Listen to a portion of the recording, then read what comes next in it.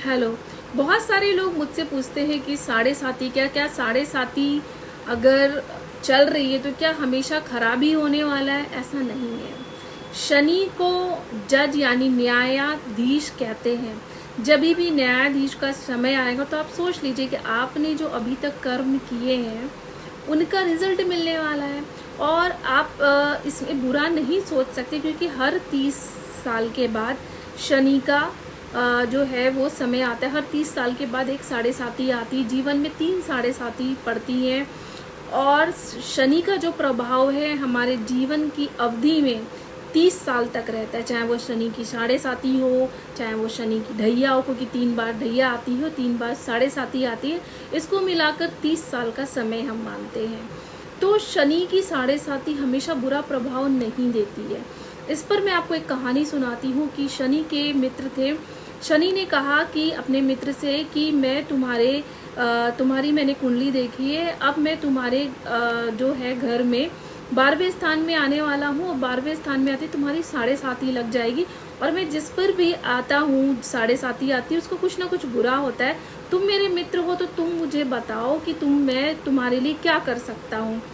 तो राजा ने कहा कि ठीक है, मैं अपनी पत्नी को पूछता हूँ। उनकी 3 पत्नियाँ थी। पहली पत्नी को पूछा, उन्होंने कहा कि मुझे ऐसा शनि ने बोला है और पूछा है कि वो मेरी कुछ मदद करना चाहते हैं। वो चाहते कि मैं कुछ चीज़ अपने लिए बचा लूँ, तो क्या बचाऊँ। पहली पत्नी ने कहा कि आप उनसे बोलिए कि उनको जो करना है वो करे, लेकिन हमारी धन और संपत्ति को नहीं छीने। सेकंड पत्नी के पास के कहने लगे कि धन और संपत्ति अगर रहेगी और हमारा शरीर नहीं रहा तो हम उस धन संपत्ति का क्या करेंगे। आप अपने मित्र को कहिए कि वो सब कुछ ले ले, लेकिन हमारे शरीर को स्वस्थ रखे।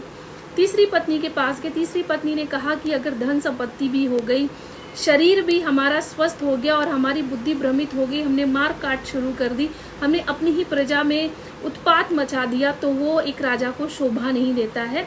आप अपने मित्र शनि को कहिए कि वो सब कुछ ले लें, हमारे वस्त्र ले ले, हमारा धन ले ले, हमारा शरीर भी ले ले, लेकिन हमारी बुद्धि को वो हरे नहीं। और मुझे जब साढ़े साती आए तो वो समय समय पर बताते रहे कि क्या अच्छे कर्म करने, सद्बुद्धि और सद्मार्ग दें। राजा ने जाकर शनि को कहा कि मुझे सद्बुद्धि और सद्मार्ग चाहिए। शनि बहुत प्रसन्न हुए।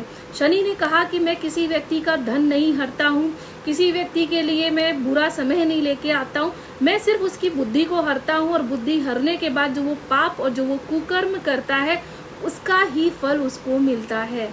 तो जब भी आप प्रार्थना करते हैं भगवान से हमेशा यही प्रार्थना करिए कि सद्बुद्धि और सद्मार्ग मिले, क्योंकि बुद्धि भी 2 प्रकार की होती, एक कुबुद्धि और एक सद्बुद्धि।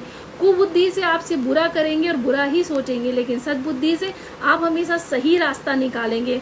इसलिए सद्बुद्धि और सद्मार्ग की ही बात हमेशा करिए और यही भगवान से प्रार्थना करिए कि आप हमेशा हमारे साथ खड़े रहिए और सद्बुद्धि और सद्मार्ग दें।